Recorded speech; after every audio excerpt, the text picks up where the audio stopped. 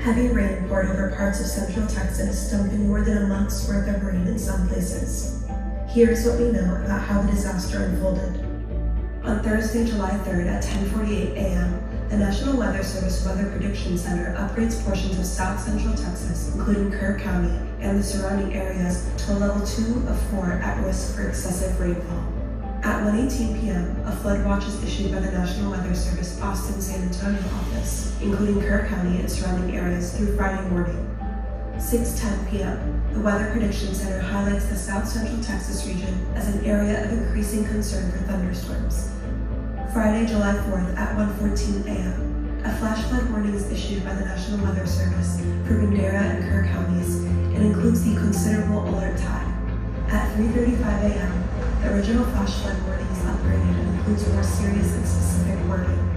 4:03 a.m., the flash flood warning is upgraded to a flash flood emergency for south central Kerr County, and about 30 minutes later, the first reports of flash flooding start coming in from local officials. At 7 a.m., Kerr County, Texas begins to evacuate people near the Guadalupe River amid major flooding caused by 6 to 7 inches of rainfall. 3 hours later, the Kerr County Sheriff's Office confirms there have been, quote, multiple fatalities from catastrophic flooding. This has been a very devastating and deadly flood. This far surpasses the 87 flood. Heavy rain continues in parts of Texas, dumping more than a month's worth of rain for places like San Angelo. July 4th, a flash flood emergency remains in effect for south central Kerr County, which also warned of a particularly dangerous situation. Another flash flood emergency for the Guadalupe River from Center Point to Sisterdale, as well as to the north for the Llano River south of Mason, remains in effect as the extreme runoff from the heavy rain makes its way down the river. The flood is now the deadliest natural disaster in Texas in nearly a century. And for the first time, a point of view from a flood survivor, filming as trees and brush are swept by. That's 15-year-old Jack Roberson holding his mother Lindsay's phone, yelling to her in the darkness, her words barely audible. Put some helicopters coming. What? I am. I can climb higher, but I'm okay. Are you high? Mom, are you in a tree? There's boats coming. And those weren't boats, but cars floating by. At one point, Jack filming 18 minutes straight.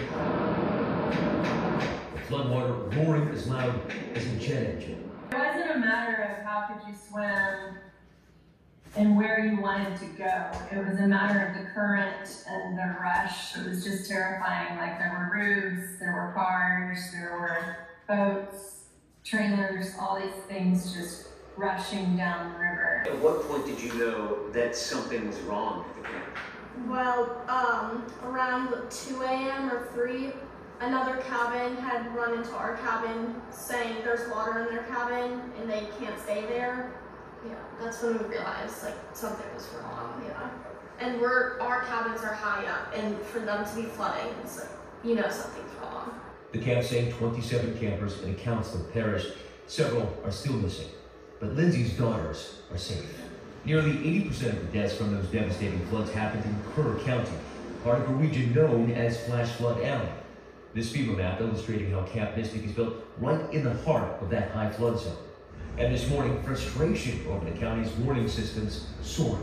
I'm pissed off that this amount of death has happened this quick, this fast. We need to get the system.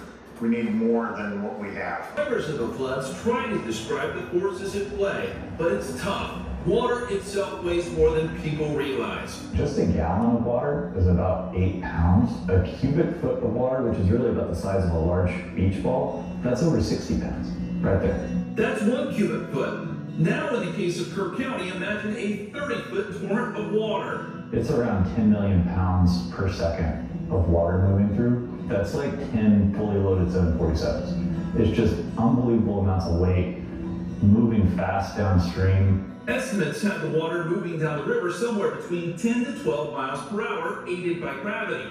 We know through math equations that only 1 foot of water can move a car, providing some 500 pounds of force. Everything else, there's massive amounts of debris in the water too. All of that debris from structures that were not only destroyed by lateral force, but also what's called buoyant force. It's really about 1,500 pounds of upward force for every foot of water. So you get things get lifted and they get pushed. And the end result is damage that most of us won't see again in our lifetime. You get to a certain point, you're looking at forces that are similar to getting hit by a car or a tornado. And really some of the damage that we saw after the fact, it does look similar to that type of event. A sobering sight created by an unimaginable power. Just along the Guadalupe River, a community has come together. This disparate group of people from all over the state, area law enforcement, firefighters, and volunteers, have now shifted their focus to recovery. May we be able to give strength to this community, and may we be able to stay strong throughout this day. And Dasha, you ready to work? She has a trained cadaver. Crystal Smith answered the call with her cadaver dog, Dasha. Why is she here today? To help see if we can help at all with any sort of recovery or all of the search efforts, really. Anything, and try to help bring some closure and reunite some of these families. The rest. Micah Watkins has been helping since Sunday night. I actually have camp next week I'm heading to, and with the camps that it flooded, with especially Camp Mystic, just kind of praying about that, push me even further to come out here and do what I can. Lieutenant Tim Stack is here with 16 other members of his police department. There's always an opportunity and there's always hope that somebody's still going to be there alive.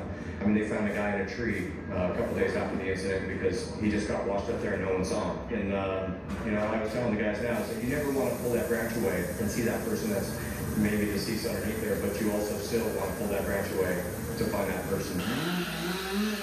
Last Ravens forecast today offered some relief for search efforts. More than 160 people are still missing. It will comfort everybody here. Back in Texas last night, people gathered in San Antonio to mourn and pray for the victims, like Sherry Richardson, who worked in a home for children with disabilities, or Odessa Police Department Officer Bailey Martin, who was on a trip to the Guadalupe River with his family, and 8-year-old twin sisters Hannah and Rebecca Lawrence, who were killed by the flooding at Camp Mystic. In Kirk County yesterday, volunteers loaded trucks with food and water for flood victims. For Mother Siobhan Justice, the pain is all too personal. I've had a couple friends who don't have a house anymore, or they've lost their husband. There's an Iowa friend who's missing, so I mean, it's a little difficult, especially in a town where there's not too many people. Search teams are now using heavy equipment to peel away layers of tree and debris along the river, and finding more victims, like veteran Bill Venus, who served in the Army for 33 years, or 21-year-old Joyce Catherine Batten, who was trapped in a house along the Guadalupe River on July 4th. These satellite images show the scale of devastation along the Guadalupe River.